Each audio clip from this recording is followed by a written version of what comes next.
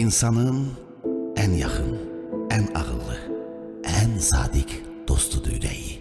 Nə dərdi var, ürəyinə deyir. Ürəyi ilə baş-başa qalıb, onu dinlədikcə, ötən günlər yada düşür.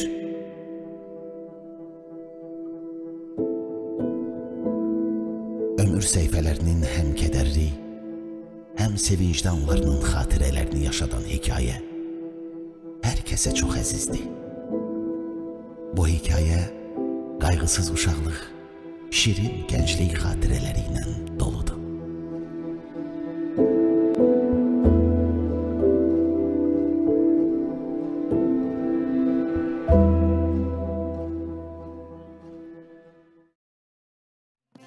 İnsan həyatını normal davam edə bilməz. Əgər onun ürəyini xatirələrin ağrısı incidirsə, ağır vaxtlarında xoşbəxt anlarını xatırlamaqdan əzablı heç nə yoxdur. Xatirələrdən gizlənməyə, qaçmağa çalışma. Onlarla yaşamağı öyrən. Siz Ömür Doyumluq Deyil proqramına baxırsınız.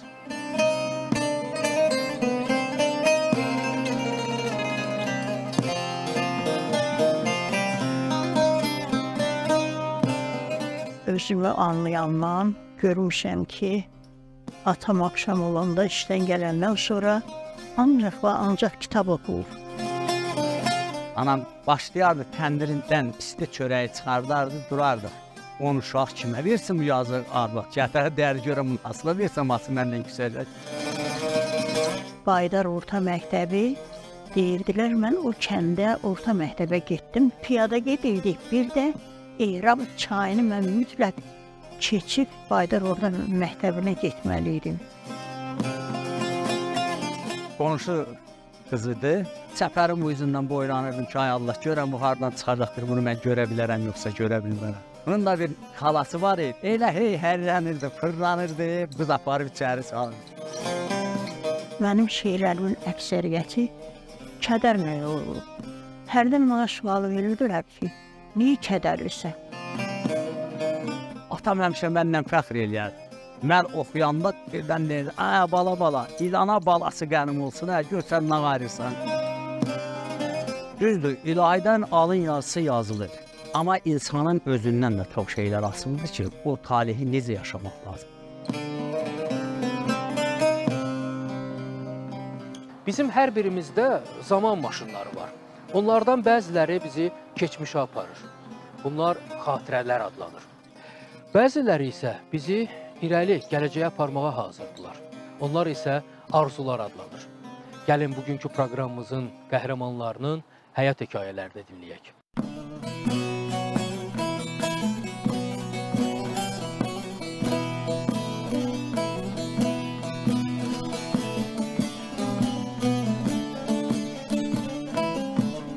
Mən Aşıqələddin Musaoğlu 1954-cü il avqust ayının 15-də Göyçə mahalının Saryaqub kəndində Miskin Abdal ocağında dünyaya göz açmışam.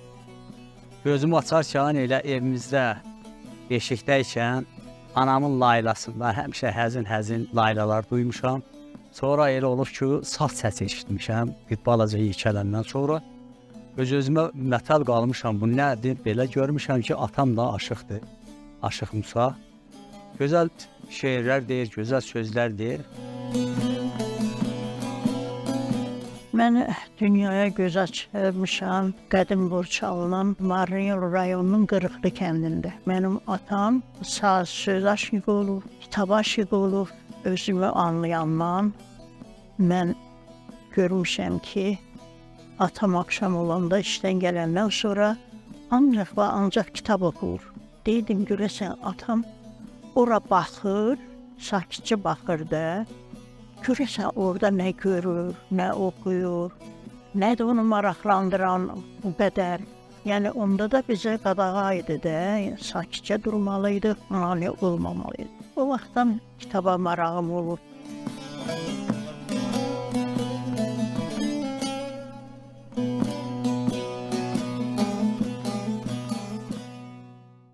Çox şirin, mehriban ailə idik, yaşayırdıq.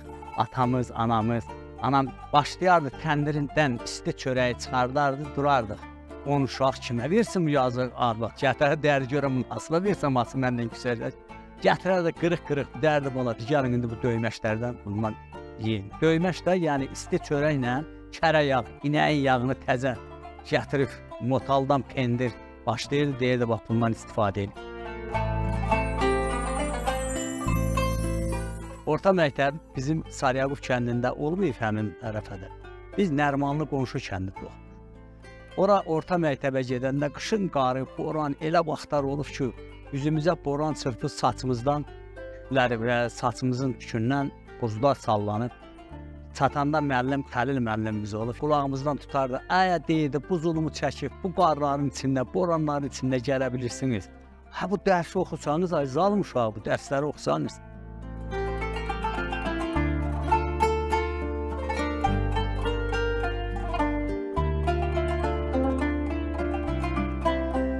Yaxın kəndlərin birinə Baydar Orta Məktəbi deyirdilər, mən o kəndə orta məktəbə getdim. O kəndlə bizim aramızda xeyli məsafə var idi.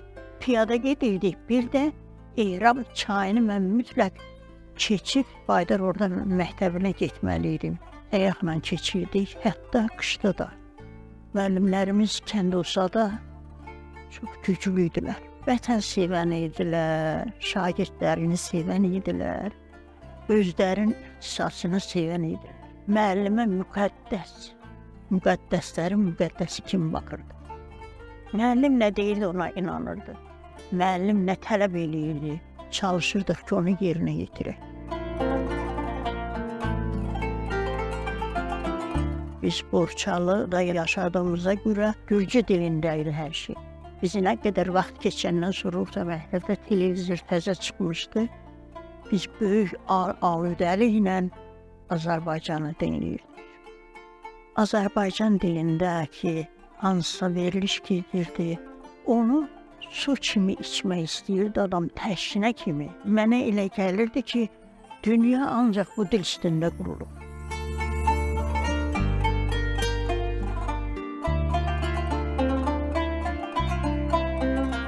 Əskəriyi çəkəndən sonra gəlmişəm yenə doğma kəndə.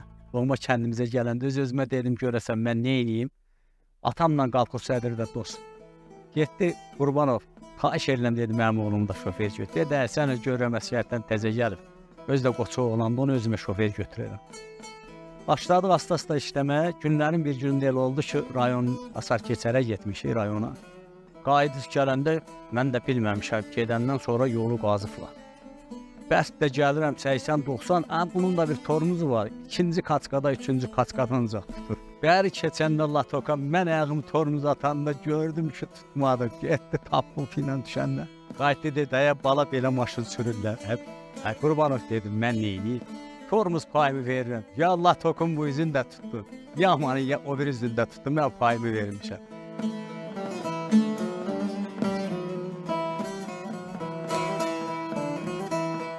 11-ci sinifdə qızıl medal alandan sonra məni Bakıya apardılar.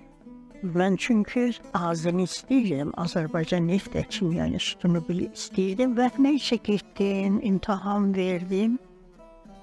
Ən çox da sevdiyim, bildiyim kimyaydı. Gəldim kimyadan, mən 3 aldım. Olur, adam birdən çaşır. Ən asan sualın sən cavabını tapırsan.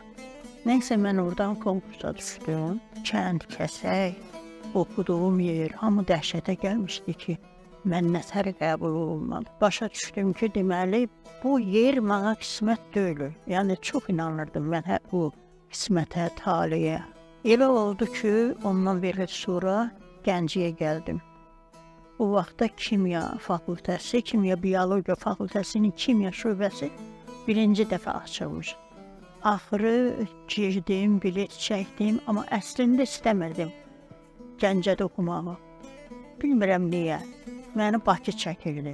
Mən demək olar ki, özümü heç razı salmayan cavablar verdim və qutarandan sonra bu komissiyanın sədri durdu, çağırdı məni yanına, əlimdən tutdu, dedi, təbrik edirəm.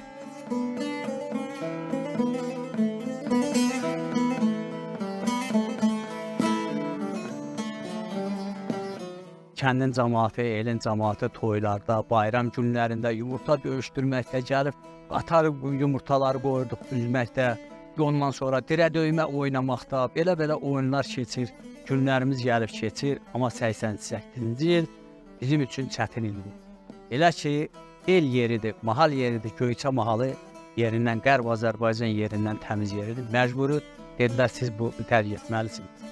Ana torpağı, ana vətənin, doğulduğun yeri, yurt yerini necə sən buradan tərk edib gələ bilirsən? Amma məcburiyyət qarşısında düşdük. Ondan sonra bizim çətin günlərimiz başladı. Gəldik gah orada, gah burada. Amma biz gəldik, məskunlaşdıq bu Göygöl şəhərində. Mənim burada biblərim əvvəldən yaşayırlar.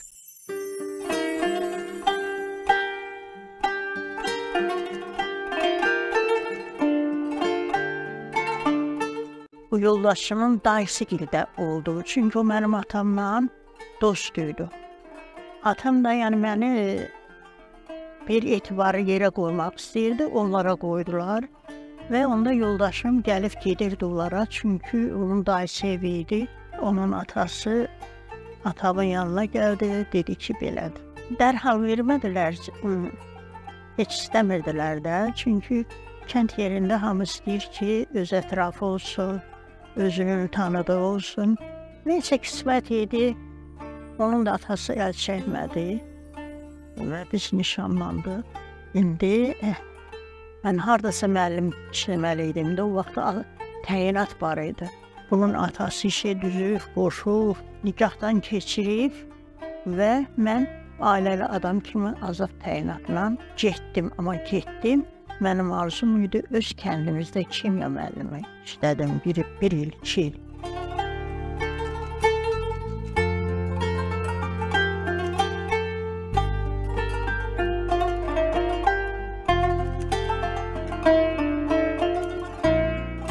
Bizim sevgimiz elə oldu ki, qonşu qızıdır. Öz-özümə deyirdim, Allah, çəpərin uyuzundan boylanırdım ki, ay Allah, görəm bu haradan çıxacaqdır, bunu mən görə bilərəm, yoxsa görə bilmərəm. Bunun da bir xalası var idi, bu xalası biraz zalim idi. Elə hərlənirdi, fırlanırdı, qız aparıb içəri salırdı. Öz-özümə deyirdim, bunu mən nə qayrım bu xalasını nətər eləyim ki, bu xalasını aradan bir tər eləyib, mən bu xanımla arada görüşə bilərəm. Ondan sonra, gələndən sonra ağsaqqallardan elçi göndərdi, amma sağ olsunlar. Baxdılar, dedilər, yox sənə, bu mərfətli oğlan, gələcəyi var bunun. Bunun gələcəyi var, gəlin, verək qızı geçsin.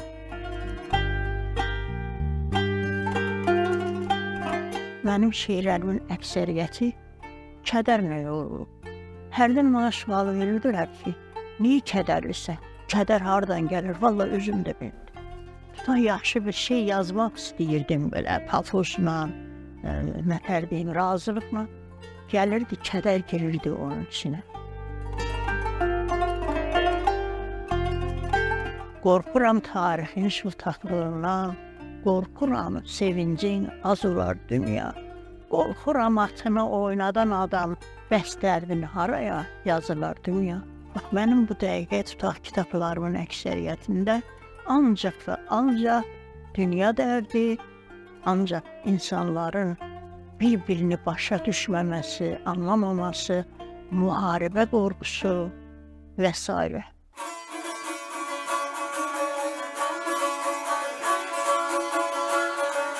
Ata ilə balanın bir yerdə sənət yol getməsi çətindir. Atam həmişə məndən fəxr eləyər. Mən oxuyanda birdən deyir, bala, ilana balası qənim olsun, görsən nə qayırsan. Hər an, hər dəqiqə deyərdi ki, səbirli ol, sənət çətin sənətdir, sənəti mükəmməl öyrən, bu sənətin gərək dərinliyinə varasan. Çünki sən Miskin Abdal ocağındansan, sən Aşıq Musa ocağındansan, bizim bir tərəfimiz Aşıq Ələsgərdir. Elə olsun ki, el içərisində gedəndə sən qətib siyməyəsən. Cəmaat içərisində gözəl iştirak eləyəsən, təmiz adla dolanasan.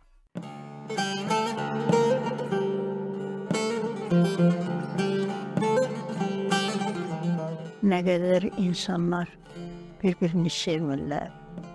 Nə qədər insanlar bu yer mənim, o yer mənim deyən erməni kimi ancaq eləcə özlərini ayırırlarsa da, bu dünyadan ayırırlarsa, ümumiyyətlə bəşər parçalanmamalıdır.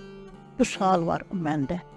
Bəşəriyyət bir olsa, heç vaxt mənim o qorxum, mənim o hisslərim olmaz.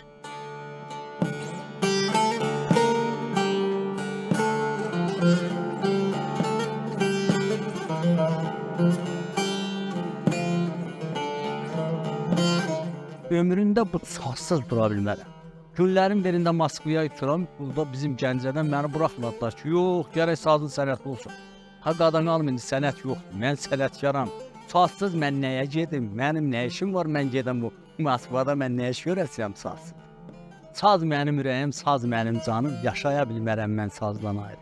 Saz mənim şöhrətim, saz mənim şanım, yaşaya bilmərəm mən sazdan ayrı. Çünki həm o bizə çörək verir. Həmi babalardan, ululardan, hamısından bizə nəsihətli sözlər gətirir.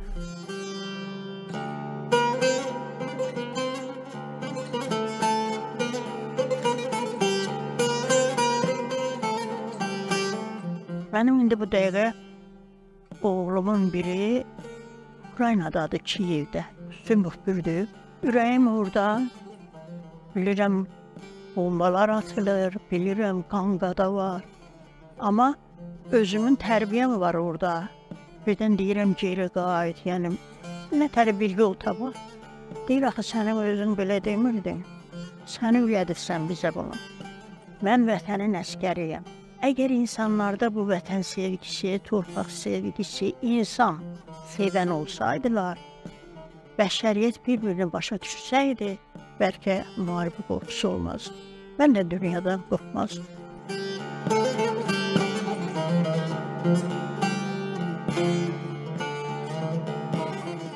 Düzdür, ilahidən alın yazısı yazılır.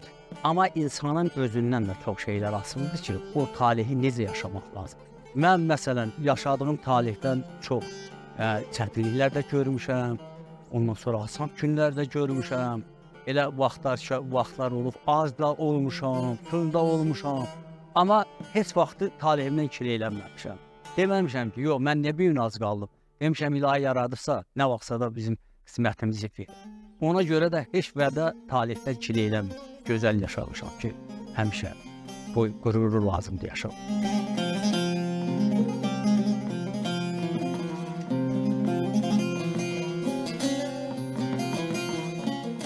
Son məqamda, xəstələnəndə, ağrıyanda, istər-istəməz gözünün qabağına keçirtdiyin həyat gəlir.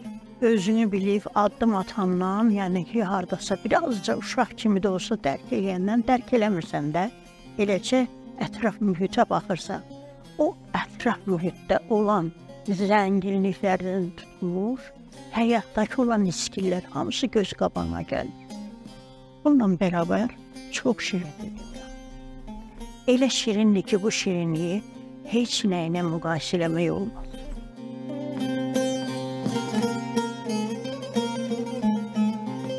O deyir, göz açdım ki, aylar illər ötüşür. Ömür gəlir, gedir, vədədir, pahuy. Bir də baxdım, 99 yaram var, bilmirəm səbəbi nədədir, pahuy. Yəni, yaşlandıqca da biraz, daha da həyat insana şirin gəlir, həyat gözəl gəlir, həyatdan ömründə doymaq olmaz. Həyat çox gözəldir, gözəl vaxtdır, gözəl devirdir. Özdə belə zaman, belə devir, belə vaxt. Çətinliyimiz deyirdik, Qarabağ torpaqları, o da şükür Allaha alınıb. Biz də Qərb Azərbaycana qayıdarıq da, yenə gedib bu xatirələr o torpaqlarda yaşayıq.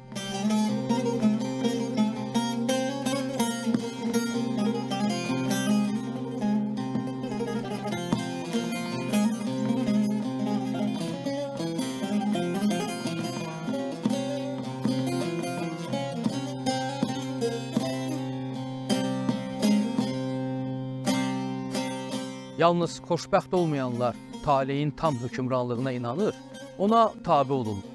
Xoşbəxt olanlar isə uğurlarını öz əməlində tapırlar. Əgər ürəyində arzu varsa, onu bərk saxla, qoru ki, o da sənin taleyinə çevrilsin, sənin seçimin olsun. Siz Ömür Doyumluq deyil proqramına baxdınız.